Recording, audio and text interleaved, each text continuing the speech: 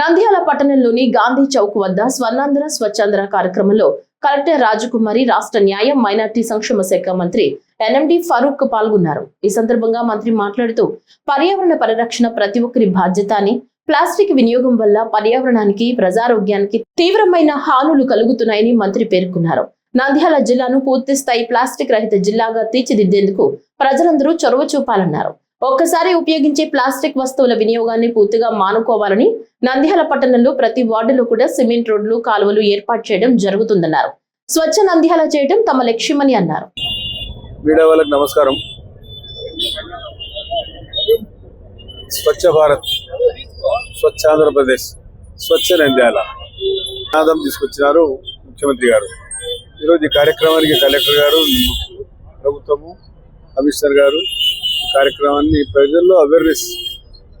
మీరు రాత్రి నంద్యాల వాస్తవులే, నేను నంద్యాల వాస్తవుని. రాత్రి 9:30, 10 గంటలకు నేను ఇంటికి పోతా. పోయేటప్పుడు 6 గంటలకైతే స్వచ్ఛంగా ఉంటుంది నంద్యాల. రాత్రి రిటర్న్ అయ్యేటప్పుడు చూస్తే రోడ్ టెంపుల్ ఇది ఉంటుంది అంతా.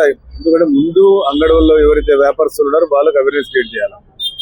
రాత్రి అయిపోతానే వాళ్ళ అంగడిలో ఉండే చెత్త అంతా తీసుకొచ్చి రోడ్డు మీద పారేస్తారు.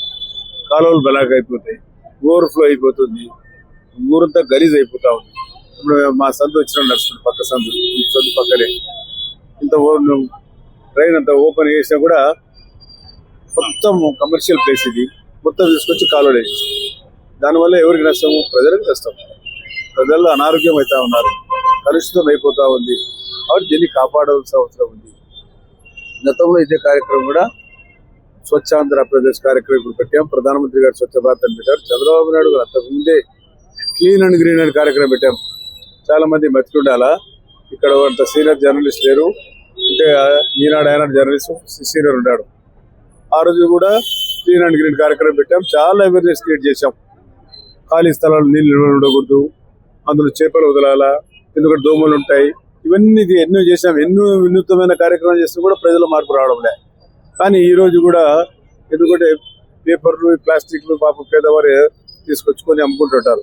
వారికి ఇది మంచి అవకాశం, వాళ్ళకు కూడా అవకాశం ఇవ్వాలి. ఎందుకంటే బిల్డింగ్లో పెట్టుకొని వాళ్ళు కూడా అవకాశం, వాళ్ళని కొట్ట కూడా మంచిది కాదు. ఎందుకంటే మొదటి నుంచి కూడా వాళ్ళు ఏర్కొని తీసుకొచ్చి పాపం తీసుకొని వాళ్ళు బతుకుతూ ఉన్నారు. ఇప్పుడు చూసినా అంటే మా ఇంటి పక్కన వ్యాపారస్తులు తెచ్చుకున్నారు సంచారి పెట్టుకొని. దాంట్లో కూడా పాపం వాళ్ళని అన్యాయం జరగకుండా, ఎందుకంటే పాపం పేదవారు వాళ్ళు కూడా దాని మీద డిపెండ్ అయినారు. ముందు తీసుకొచ్చిన అమ్మాయి అయితే పాపం పేపర్ ఎంచుకుంటుంటుంది, తుల్లేసి మా సందులో కూర్చుంటుంది మా ఇంటి పక్కనే. మళ్ళీ రెండో అమ్మాయి వ్యాపారం చేసుకుంటుంది. కాబట్టి వారికి, పేదవారికి కూడా అవకాశం ఇవ్వాలి. ఒక ఎంప్లాయ్మెంట్ క్రియేట్ చేసేటప్పుడు మీరంతా చెత్త అంతా తీసుకొని సేకరించుకొని ఇస్తే మీకు తినడానికి ఈ రోజు అయితే సేమ్యాలు, అదేవిధంగా ఉప్పన, చక్కెర బదులు తక్కువ వేసి ఉప్పు వేసినా మంచిది. కోడిగుడ్డు ఇది పౌష్టిక ఆహారం కాబట్టి కోడిగుడ్డు ఇవ్వడం జరుగుతుంది. దీన్ని సద్వినియోగం చేసుకోవాలి.